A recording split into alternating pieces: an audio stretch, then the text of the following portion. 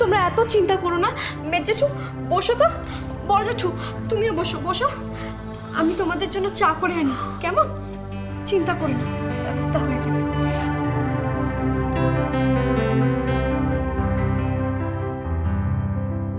বাড়ির সবার জন্য চিন্তা আছে, এখন বড় জেঠু মেজ জেঠুর জন্যও চিন্তা হচ্ছে, কিন্তু আমার জন্য ধর।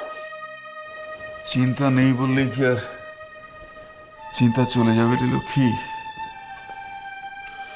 বিপদ যে কোনোদিন এইভাবে বাড়ির দরজায় কড়া নাড়াবে তো ভাবতে পারিনি। এতগুলো টাকা, জ্যাঠা তো শুধু জ্যাঠা নয়, বাবার মতো। বিয়ে থা করেনি, আমাদের নিয়ে জীবন কাটিয়েছে, কত কষ্ট করেছে, আমাদের সুখ দুঃখের দিকে তাকিয়ে থেকেছে। সেই জ্যাঠা আজকে বিনা চিকিৎসায় পড়ে পড়ে, আর আমরা তার কিছু ব্যবস্থা করতে ভাবতে পারছি না। তুই ঠিক বলেছিস স্বদেশ, ভীষণ অস্থির অস্থির লাগছে, মনটাকে কিছুটা শান্ত করতে পারছি না।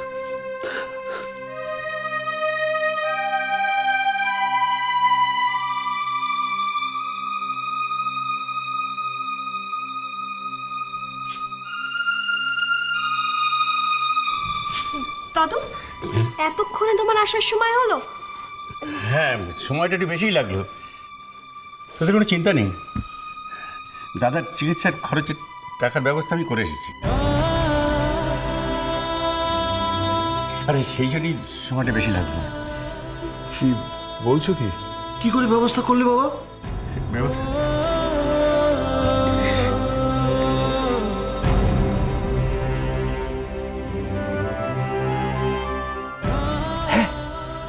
কি করে এলো পূর্ণ?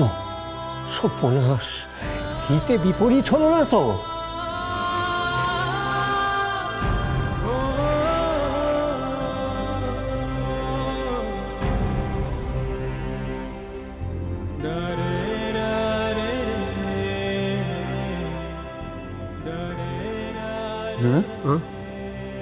শরীরটা কি বেশি খারাপ লাগছে? না না,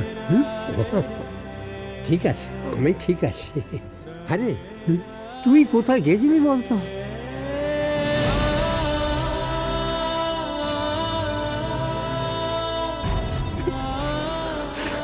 এই দেখো, আরে পূর্ণ, আরে পাগলামি করিস নি। কি হলো কি তোর? আমি বেঁচে থাকতে তোমার চিকিৎসার কোনো ত্রুটি হবে না দাদা। আমি শ্রীপতি স্বামীর কাছে গিয়েছিলাম।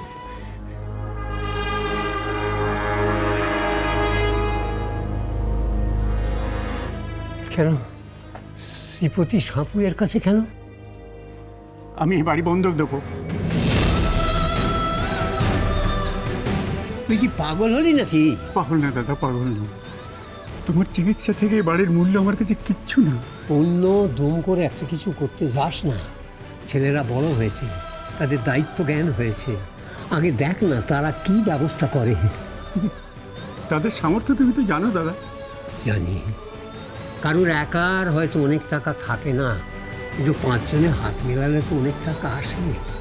এবারই আমাদের পিতৃপুরুষের, এটা নষ্ট হতে আমি দেবো না পূর্ণ।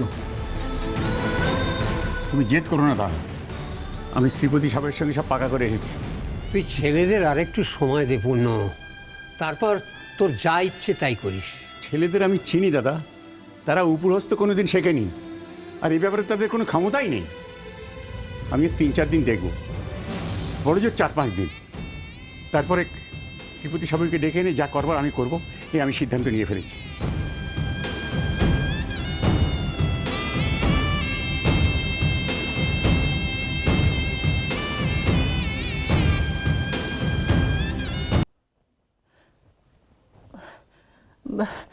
হ্যাঁ গো মাখনের বাবা, আমাদের বাড়ি নাকি বন্ধক পড়ছে। সে আর কি করা যাবে বলো? ই আবার কি কথা?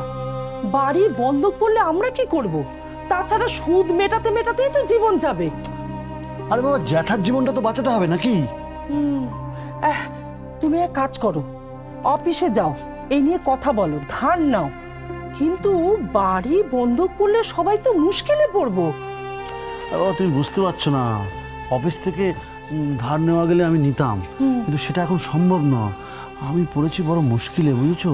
কি মুশকিল মানে কি হয়েছে কি বলো না আমাকে। বড় জেঠু, বাতাসা। এই তো দে তো মা, দে। এই বাতাসার কৌটোটা তো তুমি রান্না করে ফেলে এসেছিলে। ভাগ্যিস মা লক্ষ্মী ছিল, আমার জন্য নিয়ে এলো, নাহলে আমি রাত্রেবেলা কি খেতাম? হ্যাঁ, তুমি ভুলে যাও সব কিছু। এই লোককে নিয়ে আমার সংসার, এদিকে বাড়ি বন্ধক পড়ছে আর উনি বাতাসা চেপাবেন। অসহ্য লাগে। লক্ষ্মী, লক্ষ্মী,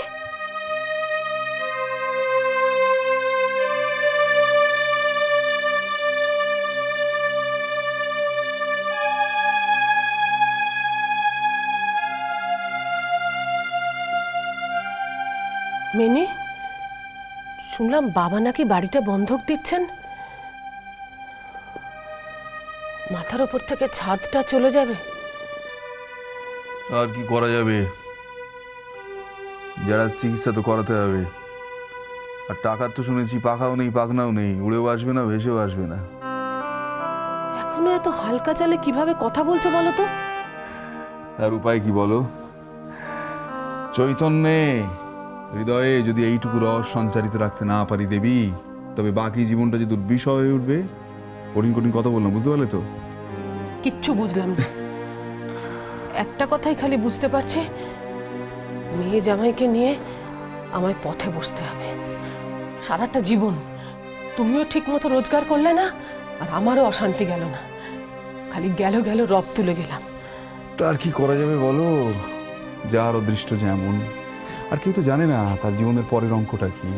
এই যে আমাদের জ্যাঠা হেসে খেলে কাটিয়ে দিচ্ছিল, বেশ কাটিয়ে দিচ্ছিল, কোনোদিন বুঝতে কি পেরেছিল যে তার গভীরে একটা কঠিন অসুখ হিংস্র নেকড়ের মতো পেতে বসে আছে।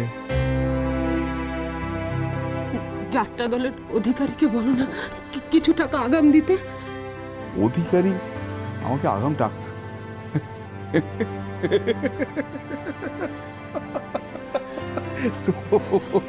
আসলে কেন বলো না, কেন বলো না মেনি। কেন টাকা দেবে না? তুমি কি গো কমলে, তুমি কি আজ আমাকে দেখে বুঝতে পারো না? তোমার এই হতভাগ্য স্বামী স্বদেশাচার্য পাঠ করে অভিনয় করে যতই হাততালি পাক না কেন, তার পাথর চাপা কপাল কোনোদিন খোলেনি, কোনোদিন খুলবে না। যার কাটতেই নেই তার তো বাড়তিও নেই গো।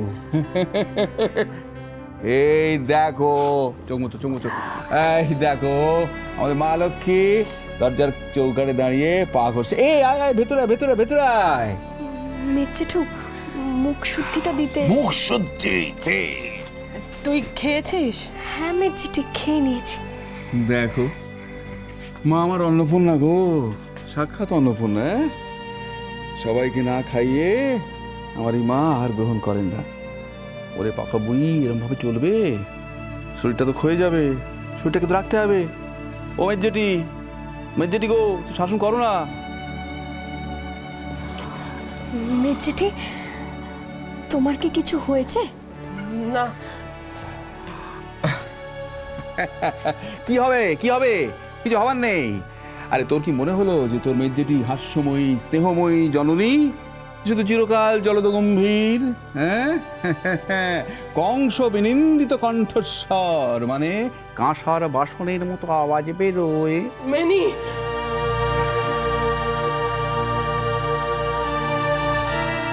এছাড়া আমার অন্য উপায় ছিল না।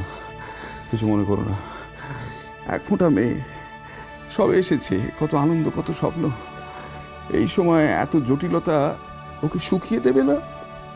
মোদ্দা কথা, এই টাকা রোজগার তোমার এই হতভাগ্য স্বামীর দ্বারা হবে না।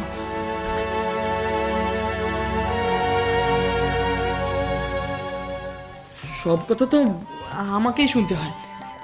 তোমাকে একা একা ছেড়ে দিই, আর বড় দাদু আমাকে মারতে আসুক। চলো, কোথায় যাবে চলো। বড় দাদুর চিকিৎসা করানোর জন্য তো টাকা জোগাড় করতে হবে, তাই না? তার জন্য বুদ্ধি লাগবে। শোনো, আর কোনো কথা না, চলো তুমি আমার সঙ্গে চলো। আর কেউ যদি জিজ্ঞেস করে যে আমরা কোথায় গিয়েছিলাম, তুমি বলবে তুমি আমাকে জোর করে মেলায় নিয়ে গেছো। বলবে বলো, সংসার সুখের হয় রমণীর গুণে